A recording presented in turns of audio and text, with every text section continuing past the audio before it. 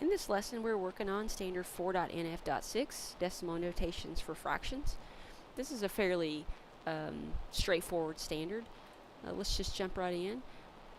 If we were doing the fraction 62 hundredths, we wanted to write that as a decimal. So we know that at this point in 4th grade that we have, if we have our place value chart, we have our tens, we have our ones, we have our decimal point, and we have our tenths, and we have our hundredths. Okay, so then this place value chart, we definitely spend a lot of time focusing on the changing of a fraction to a decimal. But when we're talking about when we have a decimal that has a denominator of 10 or 100, it's a very simple method, because we know if our denominator is 100, we're going to have a 2-digit decimal. If our denominator is 10, we're going to have a 1-digit decimal number. And we can see that with the number 62 hundredths, we're going to have a 2-digit decimal answer, because we have 100 in our denominator. So I tell the kids to remember, they can remember that by, if there's 2 zeros, they're going to have 2 digits. So therefore, if we wrote this in a place value chart, we would write it as, we can put a 0, and I always tell the students as well, you can put a 0 in the ones place. It is not, it's correct to put the 0 there. It's correct to not put the 0 there. Either way is totally fine when you are converting fractions to decimals.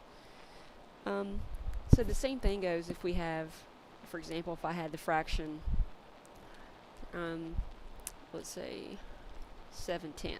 Okay, in this case I know that I only have 1 0 in my denominator, so if I write my my fraction as a decimal into my place value chart, I know that I have 1 0. I'm only going to have a 1-digit answer, so in my tenths column I'm going to have just a 7, and I can put my 0 in the ones place. It's totally fine to put it there. It's fine to leave it out as well. So 7/10, we write that, we're equivalent to 0 and 7/10, as we are 0 and 62 hundredths for 62 hundredths. Pretty straightforward, but the one thing I want students to be able to do as well is to be able to see how those two are related and be able to put them on a number line. So if we were going to place, let's say if we had 62 hundredths, which is equal to, and we had 7/10, which is equal to 0.7. Okay, if we have that number line, let's draw that. Straight lines are a little difficult. Okay, begin with 0, end with 1, because we're not going past 1 with this. And so, and I always tell students, we always want to be sure that we know that it's easier to break this number line into 10 equal parts than it is 100, because we know that tenths and hundredths are equivalent. Very easy to make them equivalent. And so instead of doing 100 equal parts, let's just do 10 equal parts. And so if we're thinking about the relationship between fractions and decimals, so if I'm going to split this into 10 equal parts, I know that 1 is the same as 10 tenths, but it's also the same as 1 whole. Okay, so, and if I'm putting this as a decimal, I know that 5/10, I can write that as a decimal this way, 0.5. So I'm going to split this section up into 5 equal parts. Not quite even there, but close enough. Okay, so 1/10, 0.1, 2/10, 0.2, 3/10, 0.3, 4/10, 0.4. And do the same here.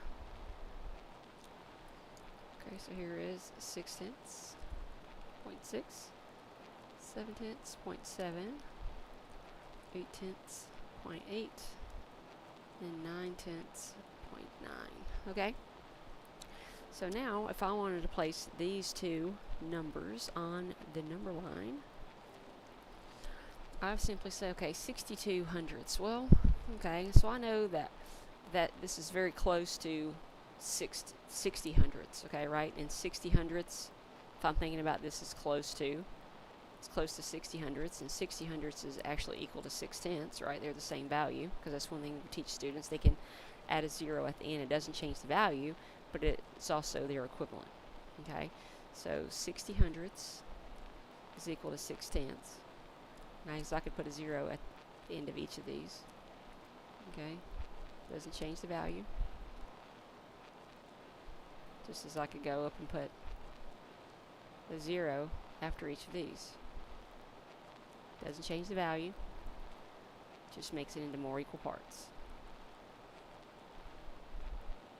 So I can see how these two are related.